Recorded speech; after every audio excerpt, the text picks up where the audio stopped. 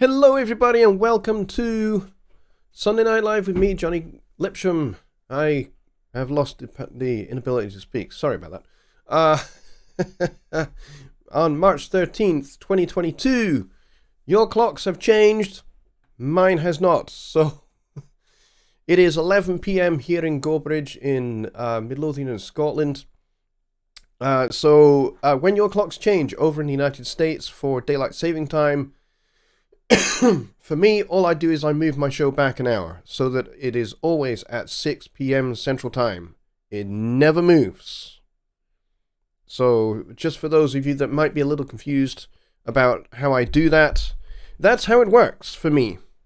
So I hope everybody is well. Like I said, I am still feeling a little bit unwell. I am definitely better than I was on earlier in the week, where I was in no fit state to really do anything. I had a fever of approaching 103, and I was extremely congested. But I have been consistently testing negative for COVID, so it is most likely that I have not had COVID, and I've just had a really nasty cold. But I am kicking its arse in the only way that a Scotsman really can do. And I am beating the living daylights out of it, and hopefully I shall be back to full capacity, certainly by Wednesday, I would think, in time for Songwriting Simplified with Jonny. So yes, there will be some coughs and some sneezes tonight. So it might be a little bit messy, so if you are squeamish about such things, I apologize in advance. But otherwise, it should be a good show, hopefully. So, if any of you have ever seen The Fast Show, it's no longer around, but it was a British comedy show. They had a character in it called Bob Fleming, who was like this farmer type, and he presented like a sort of farming type countryside sketch. It was hilarious, but he was called Bob Fleming, and he would basically just cough and cough and cough. It was really, really funny. And so I've been a little bit like that for the last few days. It's been entertaining for everybody apart from me. But yeah, I hope everybody is otherwise doing okay. I'm going to try and avoid coughing wherever I possibly can. Billy Morgan was first in the house. He was very early tonight, so that is awesome. Well done to him. And then Louis came in 10 minutes before showtime, followed by Kyle and Ironweed Studios, who is also here. You guys were chatting for a bit, and then Kevin from Kevin's Guitar Stories came in. Harley Bob is here as well. Lowens is here, which is awesome. And Don Oliver is here, which is fantastic. James Giannoni is here as well. And Mike from Peace Valley Audio, who I've been talking to a wee bit offline, I should say off of YouTube, over on Facebook, at various points throughout the day. He's here as well. Kyle, I think I mentioned him. Just Bob is here as well, which is really cool. And I'm going through to see if I'm missing anyone else. Tony Stringer is here. Sean Aaron is here.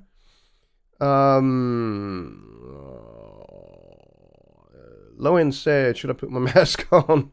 Yes, everybody should be wearing masks when they are watching my show at the moment. Endless Meese is here. He says, yo, yo. That's awesome. I'm glad you're here too.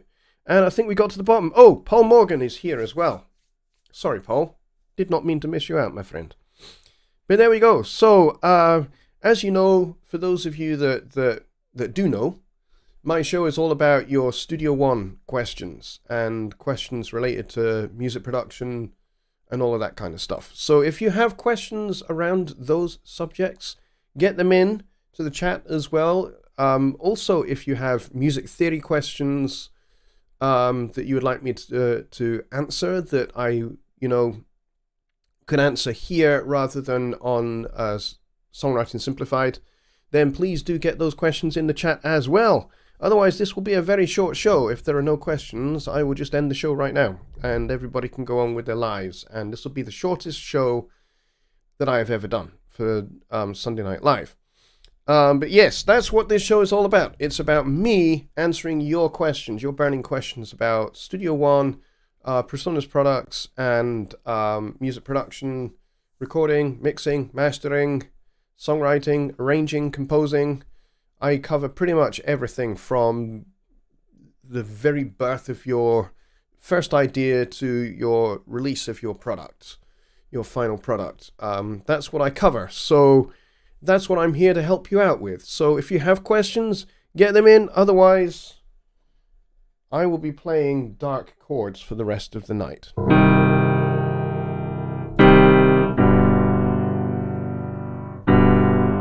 And nobody wants me playing dark chords all night.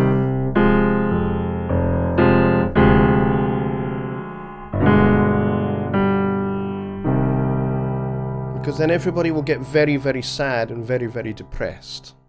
So if you don't want the dark chords, get your questions in the chat.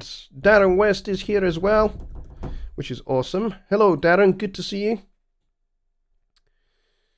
I'm not seeing any questions, and we're 10 minutes into the show, so this could be the shortest show that I've ever done.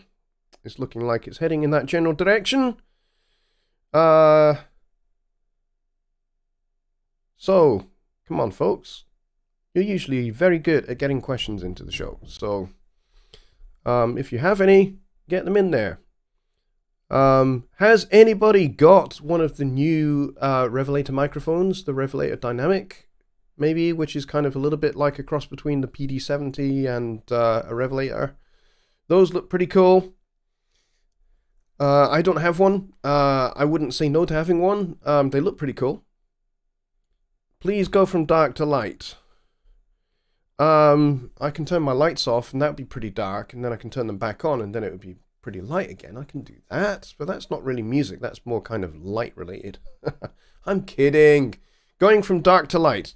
Going from dark to light is quite good fun, especially when you go back to the darkness afterwards. You know, there is this thing where some people have said that darkness is their friend, so we could do that. We could do a little bit of darkness. Alright, so maybe not quite as dark as I did just a minute ago, but we could go fairly dark, so...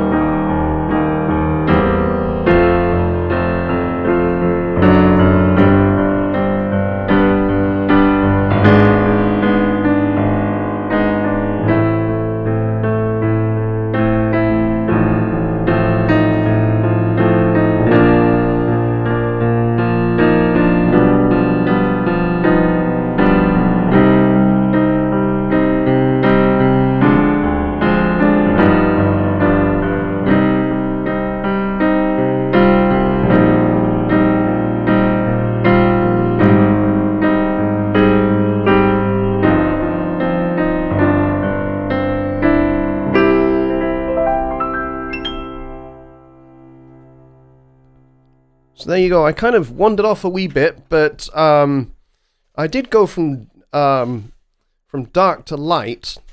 I went from the key of C minor to its relative major, which is E flat major. And the way I did that was by basically just using a 5 chord, with the third in the bass, because it's just nice and easy going from.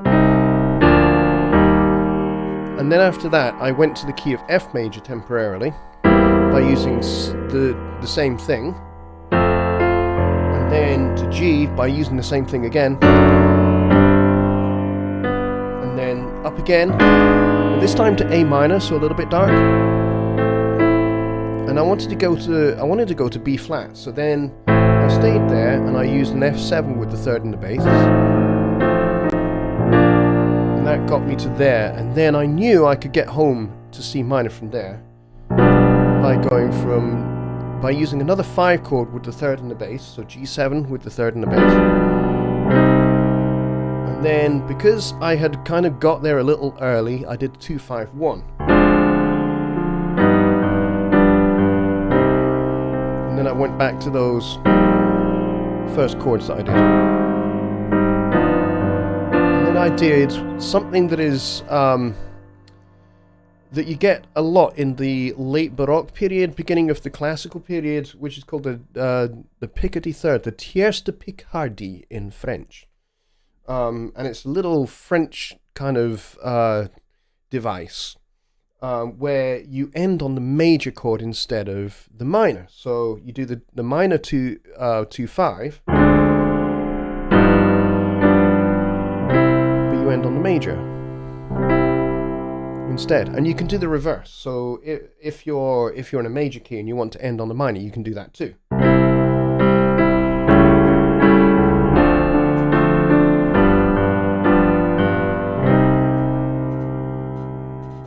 Which, if you're feeling perverse, you could do that. But so that's kind of how you can go from dark to light and back again, and then you can do a tierce de Picardie to either give a brighter ending or a darker ending. It's kind of depending upon how you want the listener to be left in their mood.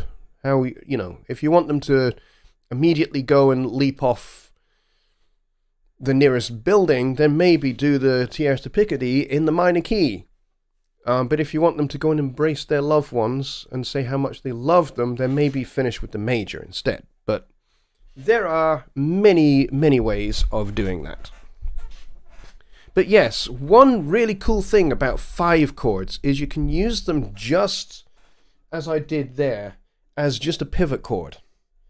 And you can do that to go from one key to any other key in an instant. So like I did from there, it's most effective if you go into relative keys, as I did, going from the C minor up to E flat. So, you know, that kind of, if you do it with a relative key, the effect is much stronger than if you go to a weird key. Like I could just go from the key of C major to the key of G flat, you know.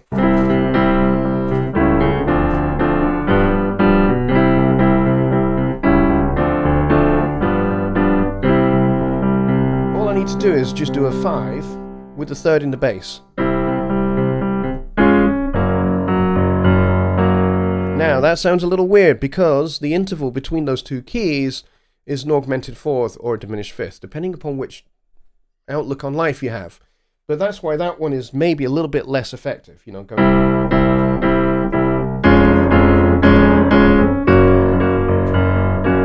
But it does work. But you can also use that climbing bass line thing that I did, which is quite effective if you want to just really build the tension within a section of your song by going through, you know, cycles.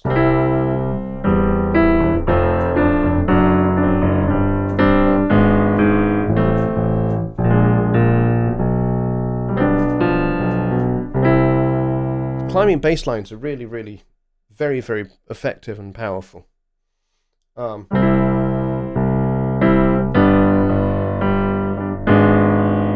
passing diminished chords are very helpful as well.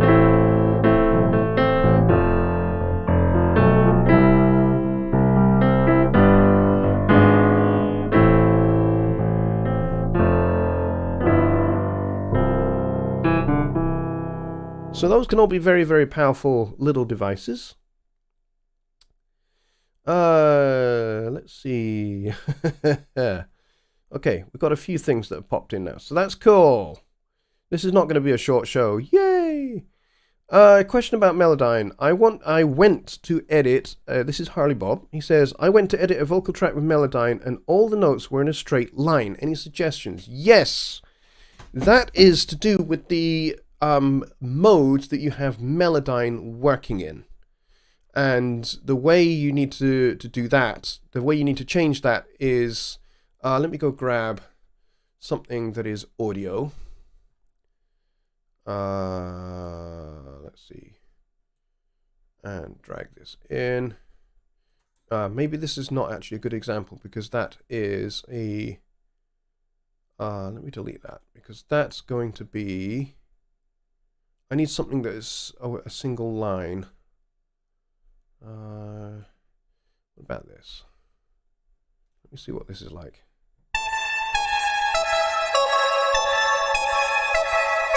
Okay, that's got an absolute megaton of reverb on it, but it will suit our purposes. So let's go over to Studio One and let's edit this bad boy with Melodyne. Now, when you have the Melodyne editor open up in ARA mode, like we have here, what you'll see is, in this case, I have all of the notes kind of where they should be. But if you don't see that, let's say you have it on something else like this. If I go redetect. Now, let's say this is what you're seeing. This might be, in fact, what you're seeing. If this is what you're seeing, then this is just the percussive mode. And if that happens, go to the algorithm and go to melodic standard. Get it to redetect them. And there's all your notes there. Now, you might have polyphonic sustain, polyphonic decay, depending upon which version of Melodyne you have, you'll have a whole bunch of different algorithms that you can use. And you can, of course, set the default, which is very important. So if you are always seeing just everything in a single line, then go into the algorithm, go to set default, and make sure that this guy here, the melodic one, is checked. And in that time, basically every time you open Melodyne, it will always be in melodic mode, and you'll have access to all the pitches. Now, if you only have Melodyne Essential, which is what I have here, you're not going to be able to deal with chords. So if you are editing something that has chords in it, let's say if I go back to what was I going to do? I was going to do this one. Yeah, let's do this one. Let me drag that in. And I'll close that. I'll close the editor. We'll edit this bad boy with Melodyne as well. And it's going to be a little bit more confused. It's only going to show up a single line because I don't have the polyphonic mode for chords unlocked because I only have Melodyne Essential. If you have Melodyne Studio or Editor or Assistant, you'll be able to deal with chords, which means if somebody is doing a guitar part for you and they accidentally fret a wrong note, you can go fix that in Melodyne. It's beautiful. It's incredible. It's very powerful. But in the version that comes with Studio One for free, you don't get that. So it won't work for you. So I hope that helps your question. And Kyle has also given that answer, which is great. Endless Me says, what kind of world would it be with only bright light all the time? I agree. Sean Aaron says, I like the harmonic minor scale when playing guitar. What other scales are there that sound different that are good for metal? Depends on kind of what chords you're playing in your metal tune. Pentatonic scales always work because things like metal, they are, that genre is based in rock. Rock is its roots. And beyond rock, if we trace the lineage backwards further, you're going back into, whether you like it or not, you're going back into jazz.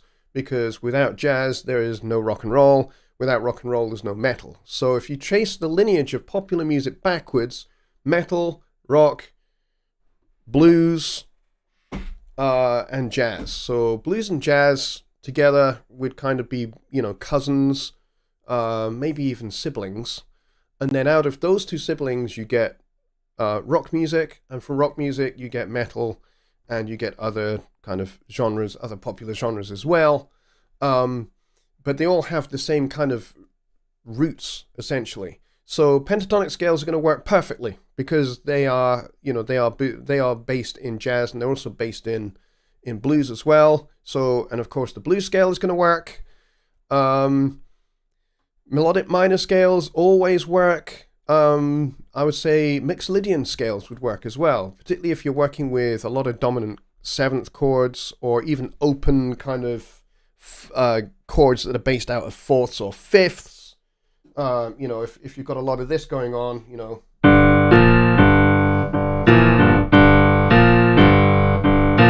if you've got lots of fifths going on, then, anything Mixolydian is going to work on that as well. So, although that was kind of like between the G and the B flat there. So again, you're back into that kind of swampy kind of Mississippi Delta blues kind of territory, where you're going to be working maybe not quite so much in Mixolydian, because Mixolydian's a little bit more kind of open. So maybe something dark like Dorian mode would work. So G Dorian would work quite well there.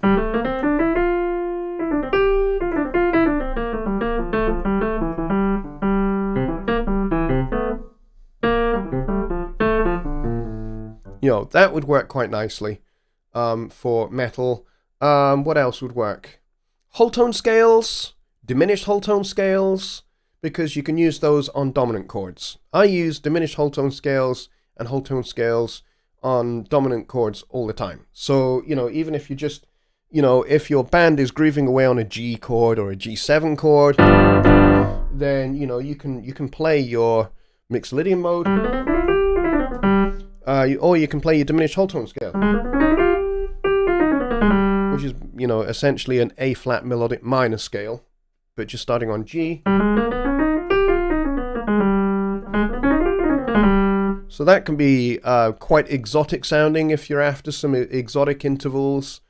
And the other thing you can do is use the chord tones. So, if you're doing something that is just a major triad, you can approach any of those chord tones chromatically from either above or below. So you've got approach notes. So if I'm going to target the A here for this A chord, I can approach it from below. And I can do the same with the C sharp, the third of the chord. And again, I can do the same for the 5 of the chord. So you can approach any of those notes. And you can approach any of those chromatically from below. You can do the same from above as well. So, you can go.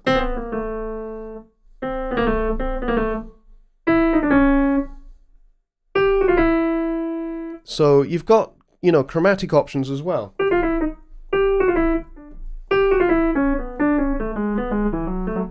And, you've got other pentatonic scales you can use. So, and you can also use thirds related pentatonic scales. So again, if you're on an A chord, you don't have to play the A pentatonic scale or even the A minor pentatonic scale. Although that's going to be probably the most dominant thing you're going to play. But you don't have to do that. You can play the F sharp minor pentatonic scale as well.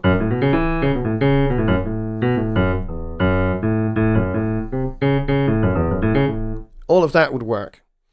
Kind of depends on the context, Sean, to be honest, Sean Aaron. And just, kind of be directed by your ears. Try things out. If you want to use that A flat melodic minor on a G7 chord, go ahead, give it a try. But just bear in mind that you can, there's going to be flat 9s, sharp 9, sharp 11, flat 13, as well as the flat 7 there.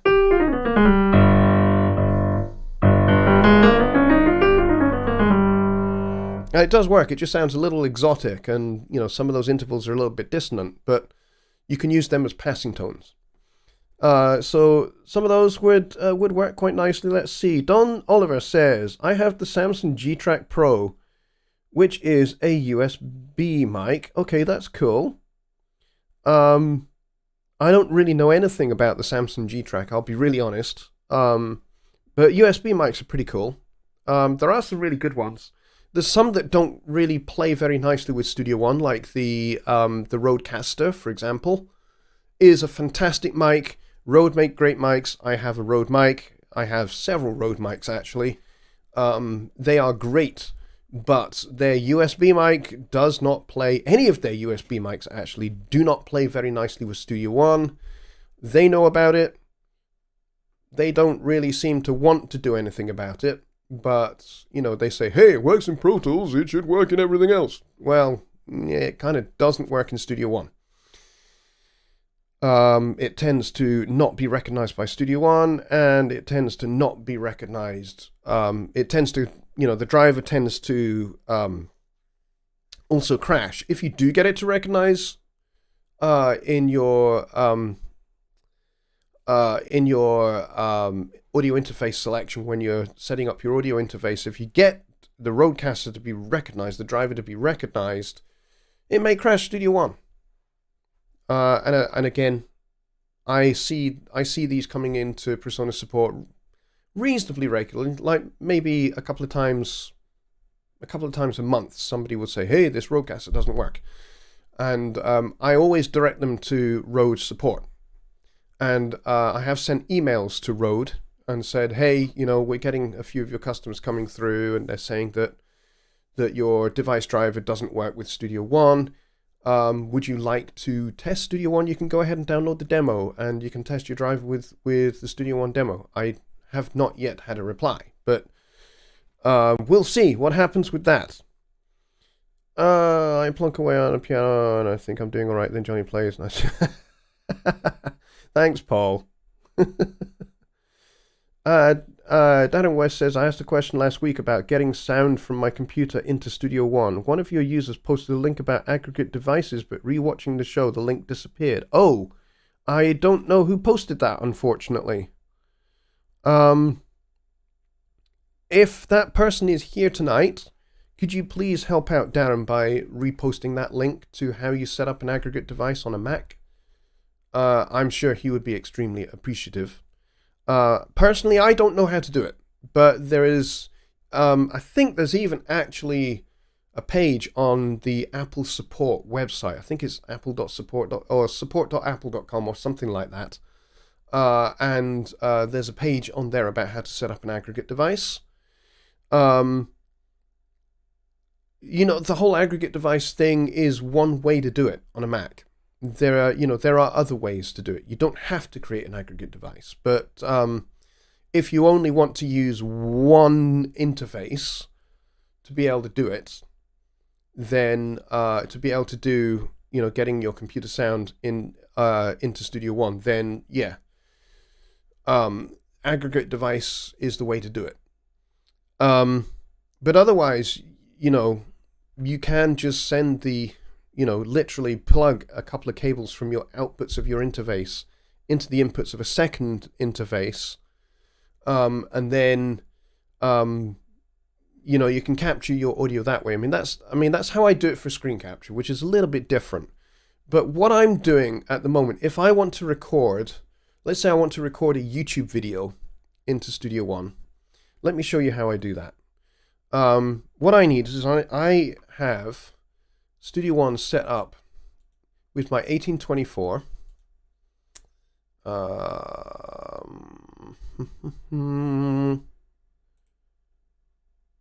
In my audio I/O, you can see I have created a stereo input here called virtual stereo, because in Universal Control there is a loop back setting called virtual 1 and 2.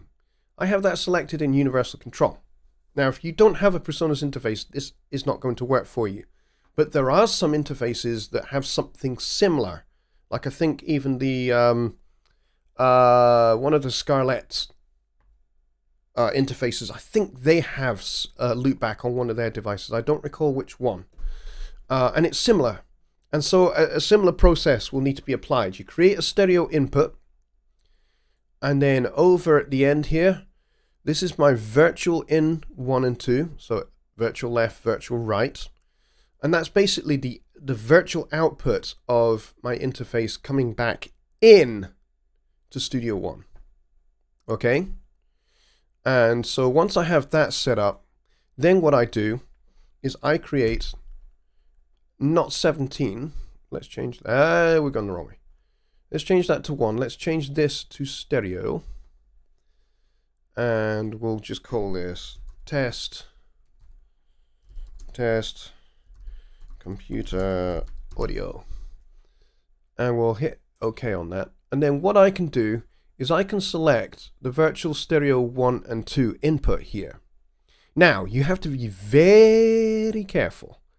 If you have in your wrench selections over here, if you have audio input follow selection, if you normally have this selected by default, turn it off. Because as soon as you create this channel and that monitor button goes on, you will create a feedback loop and you could blow your inputs and you could blow your outputs and you could blow your speakers. So you don't ever want to monitor the channel, ever, if you don't want to blow everything up. But you can record the channel. So once you have that set to record, you have this selected as virtual stereo 1 and 2. And then you arm this to record, and then basically anything that is on your computer will be captured, because anything that passes through your outputs will be brought back into your interface through that input. And then so therefore any sound, so you can record a YouTube video, you can record anything that's on your computer, any computer audio will be recorded via this channel. I do this all the time for recording meetings for work, because sometimes we have to record those meetings, and so that's how I do it. I record my mic channel and I record whatever's going on in Zoom, and then I send that to whomever it needs to be sent to. Occasionally I have to do that, but that's kind of how I do it. And it just means that Zoom is coming in to this track and I have my mic on here as well.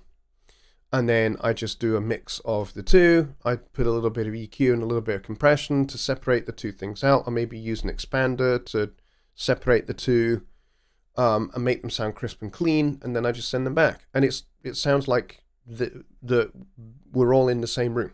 It's perfect. So that would be how you would need to do that. But yes, that would be that.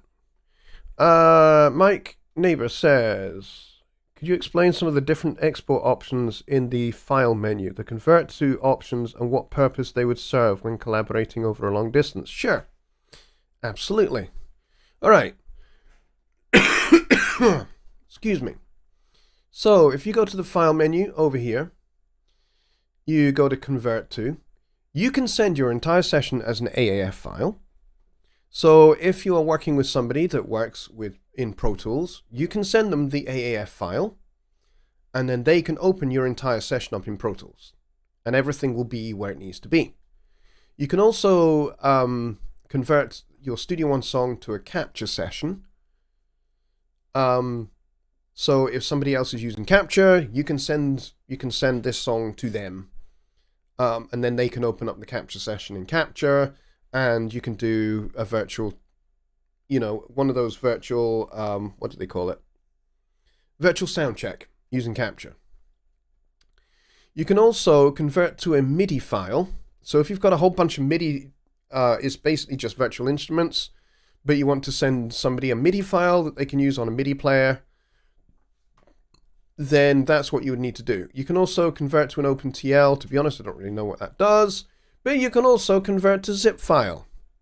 So this is where, if you have a song and you want to send that entire song, including all the media, all the waveform images, and everything that they need to open your song up in Studio One on their computer, that is how you do it.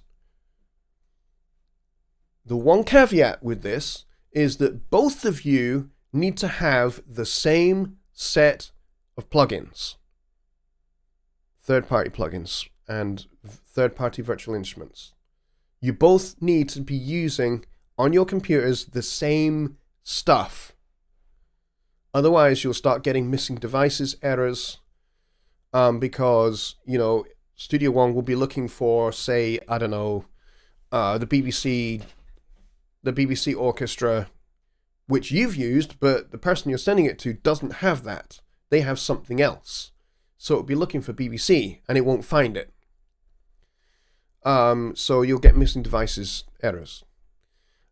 Also, if you don't use the zip, convert to zip function, and you just send them the .song file, what they will get is just the song file. They will not get all of the sounds, all of the audio events. They won't get the waveforms. They won't get anything. It'll literally be just the song with just the tracks. And you'll start seeing missing files errors, as well as missing devices errors if you're not using the same plugins or the same virtual instruments. So those are the two caveats. If you want to send a song to another collaborator, you need to zip it so that you avoid the missing files error. Okay? I get this a lot. I get this question asked every single day. I'm getting missing files errors. My friend has sent me his song, and when I open it, it just says missing files, and all of the audio events have got question marks on them. Yeah, that's because they didn't send you the folder that has the media. What's the media? The media is the actual recorded audio that's in the pool. Now, there's another way you can get that missing files error, and that is if you work on your song, but you don't copy external files when you save the song. So if you've brought anything into Studio One from an external source, like maybe a loop library or something like that, or an external sound from somewhere else, you've just plucked it off the internet and you've dragged it into Studio One and you've been working away. If you don't copy those external files to the media folder when you save the song, then when you open the song again, you'll get missing files errors because those files are gone. They have disappeared. They no longer exist in the song. So if you want to avoid that, always have this option checked. I will show you this. So you go to, I think it's Studio One Options, Locations. Here it is. Ask to copy external files when saving document. Always have this guy checked. Always, always, always have this guy checked. So that when you do bring in something like these, for example, these are external files. They have come from here. They have come from this folder. They did not exist in the song to start with. They have come from this folder. So if I now save this song, and if I did not have that option checked, when I open this song again, these will no longer exist. And I will get missing files errors. So if I now hit save on this, if I go file, save, it's going to work. But if I was to bring in, if I was to go to files, if I go to Looploft, I have to wait for this to open up because the drive, I think, is parked. There we go. So if I go and grab something like this one here, we'll turn this down because it's inevitably going to clip because these are recorded insanely loud. We'll solo this track. Okay, watch what happens now if I save this song. File, save. Do you want to copy these external files to the media folder? Now, that comes up because I have that box checked, and I will immediately answer yes. But if I did not have that box checked, it would never ask me, and it would never copy the external files to the media folder. So when I open this song up again, without this option checked, I will get missing files errors because of this file that I brought in. But I'm going to say yes. And now this appears in the pool. Okay, it appears in the pool. Now you can always go into the pool, right click and do copy external files. You can do that as well. So it's either way. You can either have that box checked so it gives you a prompt, or as soon as you dragged something in from the outside, you just do copy external files. So whichever way you want to do it, really. But yeah, so that was kind of a long answer to I gave you a multiple choice bunch of answers there. And Louis has provided Dan and Wes with the link, which is awesome. He also says Alps Media will have some dynamic revelators soon. Awesome. That's fantastic. So if you guys are looking for one of the Revelator dynamic mics and you're really interested in them, then hit up alpsmediallc.com as soon as they're in stock, and go get yourself one if you're interested. They are cool. Just Bob says, what is the best way to break the habit of writing the same chords all the time? D, G, A, D, for example. Try some different chords. Just try some different chords. Try some different sounds. If you're constantly doing...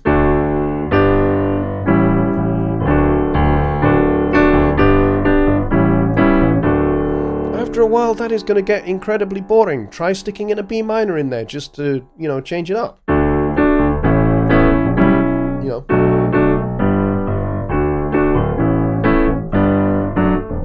You saw what I did there. But that song has the B minor thrown into that set of chord changes. But try some different chords. That's essentially all you need to do, is just, play around with some different sounds. And just explore a little bit, try a different key, maybe not write in D, or maybe not write in A, but maybe try in E flat, and maybe hunt for some different chords, like maybe do, E flat over D flat, and then A flat with the third in the bass, A flat minor with the third in the bass, E flat over B flat, F over A, B flat 11, B flat 7, E flat sus. Just try something different. Or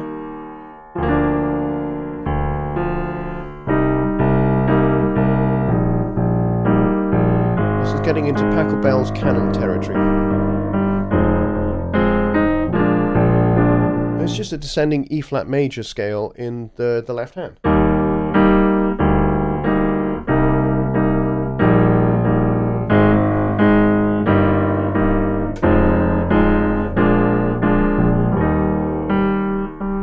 Try a key change. G minor. Ratchet up that tension a bit.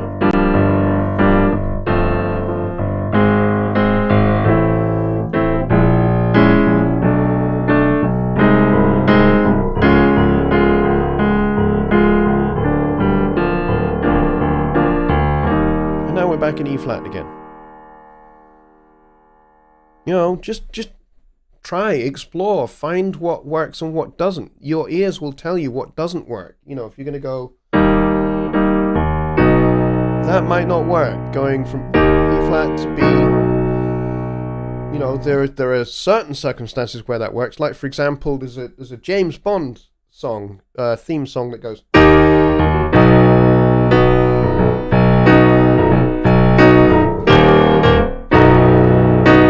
That works because it sounds odd and it's strident and it's powerful. It's an interval of a major third.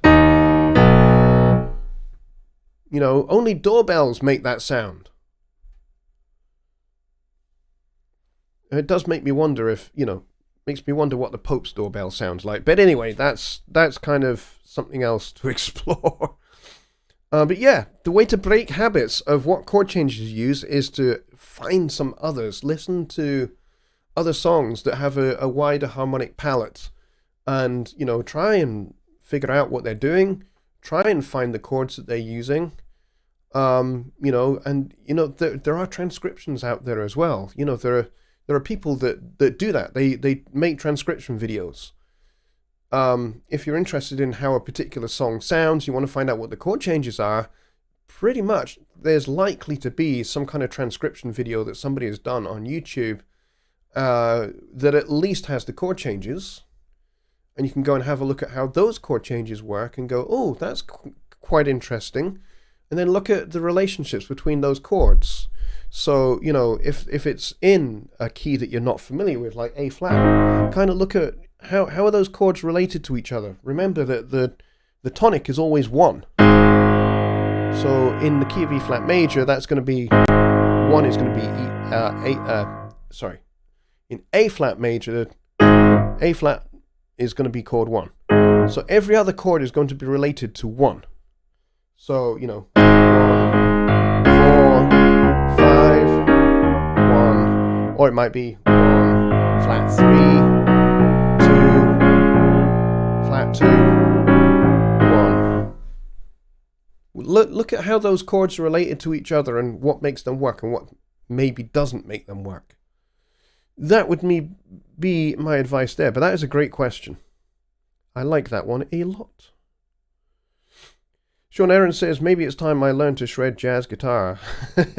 I always encourage everybody to try some jazz, even just for listening, to explore the music, because, you know, jazz has had such a profound impact upon the rest of popular music history. You know, all the way through to kind of contemporary pop music. You know, if you're going to listen to contemporary pop music, you're going to hear at least a little bit of jazz harmony. Because even like some of the most odious pop songs have actually got some jazz harmony in there. You'll hear some 9th chords, you'll hear some 13th chords. You might even hear some sharp 9, sharp 5 chords, especially if they're in a minor key. You know, you'll hear this kind of thing happening quite a lot.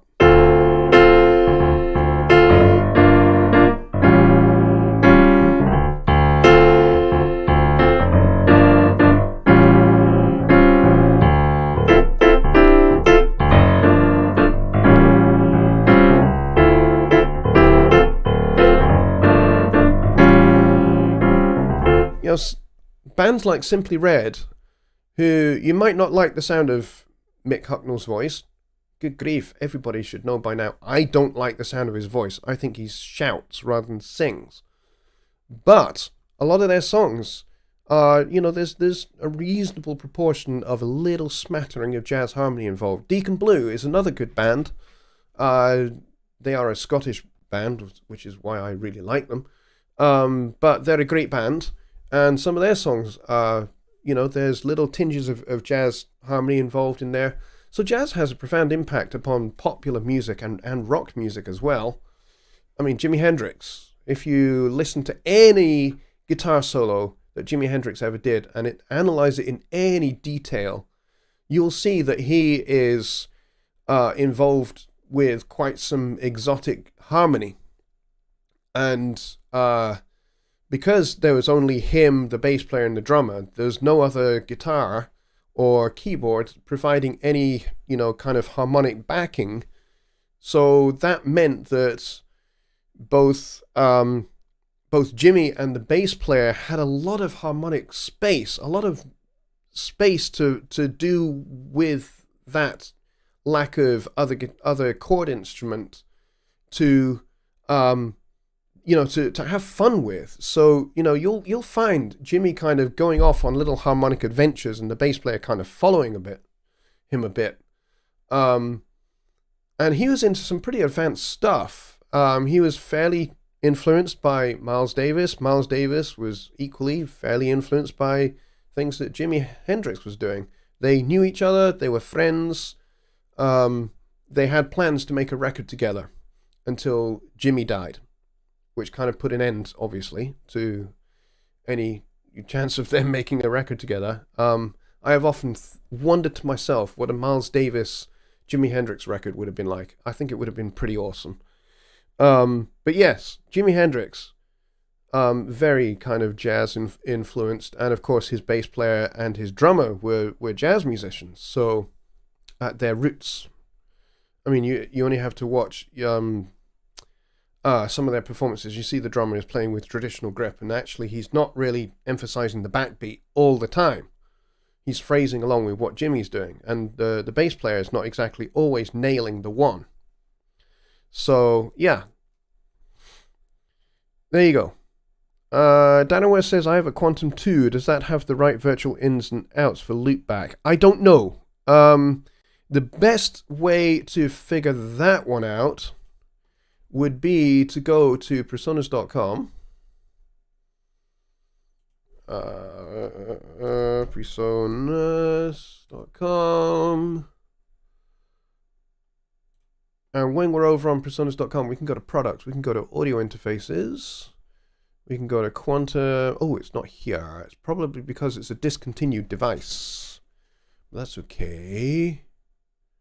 Because what we can do is we can go over here. Do they still? Yes, they do still have the discontinued products. Yes, we do. Of course we do. I can go looking for the Quantum 2. I doubt, because it's now discontinued, I doubt it has those, but we'll check. We'll have a look. Let's go look at the tech specs. No, not the tech specs, the features. That's what I wanted to click on. Connectivity. Let's have a look. Does it have any virtual ins and outs? Simultaneous I/O, 2 front, 2 rear, 4 IMAX, controllable, classic. No, it does not look like you do. It does not look like this has the virtual inputs. The interfaces that do, I can show you those. For those that are interested, I can show you what does have the virtual inputs. The revelators do. The I/O station does. The Studio 24 series, the black ones, the C interfaces, these have it. This is the one that I have. If I go features here, it should say something about that.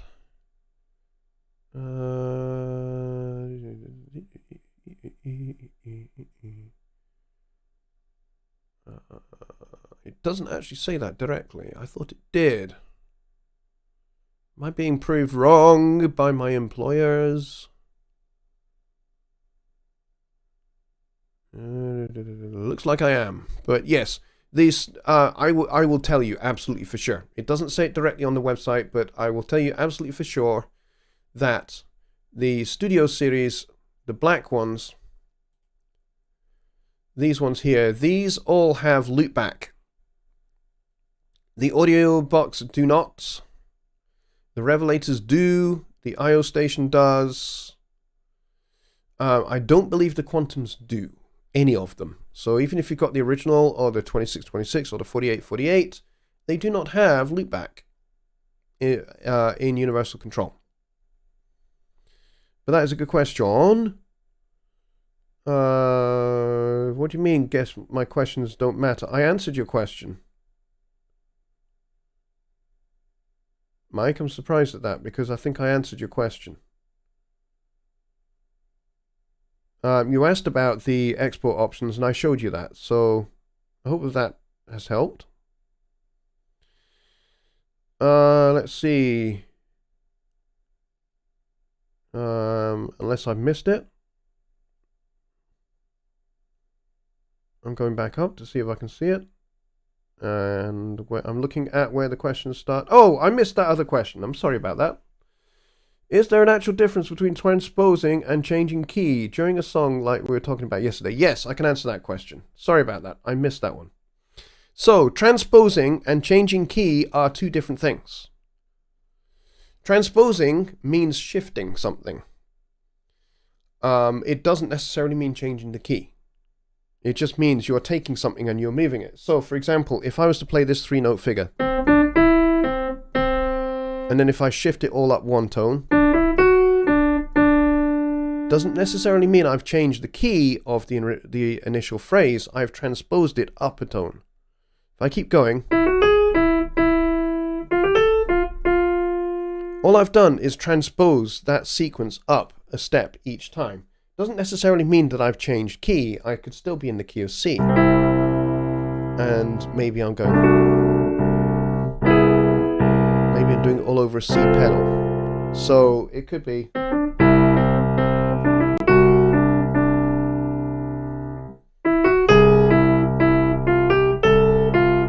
So it could all be over this C pedal. So we're still in the key of C. I'm just transposing that line up and down.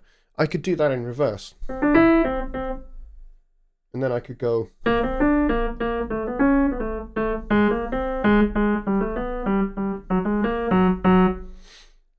All I'm doing is moving that same figure up and down. It's not the same thing as changing the key. Changing the key would involve using a pedal, not a pedal, a pivot chord, which is what I was showing you earlier, going from C using B flat with the third in the bass to get to the key of E flat. So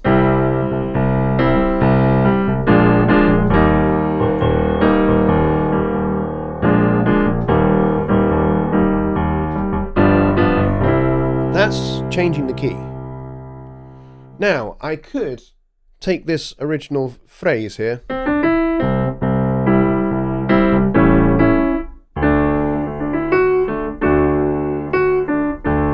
and change the key with it.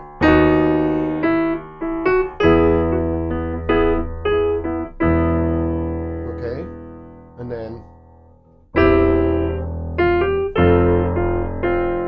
that would work. But you need to have that pivot chord in order to be able to do it. Now, if you want to be really sneaky about it, don't use a pivot chord, use a pivot note. Use a leading tone. Leading tone will do the job all on its own, but for the most part, you want to make it a little kind of, you know,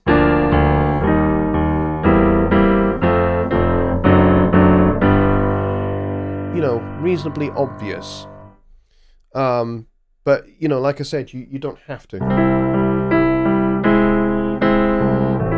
There, I've just gone to the key of A minor just by using the leading tone. I moved the G to the G sharp, which is the leading tone, into A minor.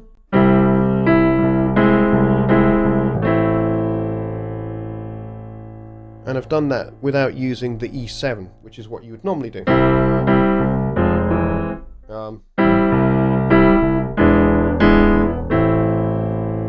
So that would be a normal chord 5 to chord 1 in A minor. You don't have to do that, but it is the easiest way to do it.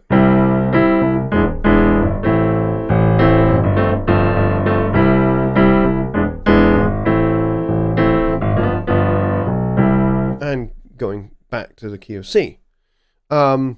So transposing, changing key can involve transposing, especially if you're intending to use the same melody in your new key. So,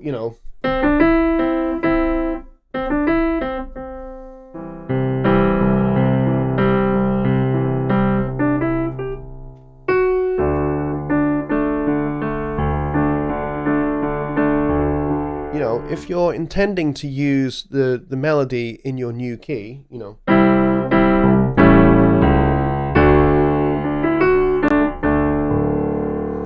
then yes, transposing will involve key changing, or key changing will involve, transposing. You'll need to transpose the melody to make it fit your new key. But that's only if you're wanting to use the same melody but in a different key. So I hope that kind of helps. It's complicated to unpack in a very short space of time, but that's kind of how you would do it.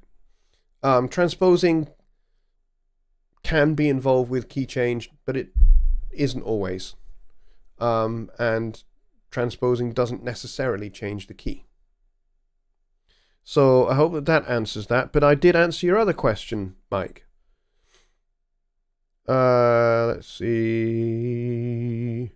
OpenTL is generated for Tascam hard disk recorders. There you go.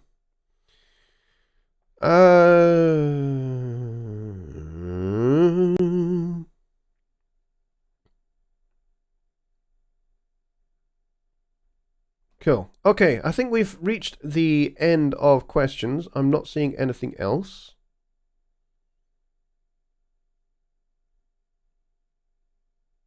I'm just going to go back up and check that I have not missed another question.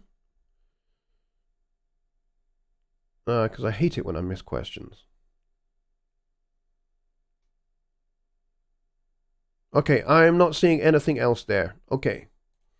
So we'll come back over here and we'll say thank you very much, everybody, for your questions. There were some real doozies there. There were some real great questions. Both of Mike's questions were really cool. In fact, everybody's questions were really cool. So thank you very much for all of your questions. You guys do keep me on my toes. So thanks a lot, everybody. And I will see you all over on...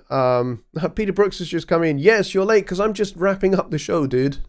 But please do catch the replay. I think you'll find there's some really cool questions that we got into and some stuff that we unpacked. So I will see you guys all on Wednesday over on the Home Studio Trainer channel for Songwriting Simplified with Jonny Gibe.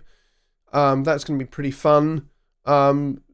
For those of you that are wondering what has happened to the Foley challenge, that is still open. I decided to extend it for some extra weeks because I had seen that although we had a reasonable bank of sounds, we didn't really have a lot of people posting their songs. So if you are still interested, send me an email.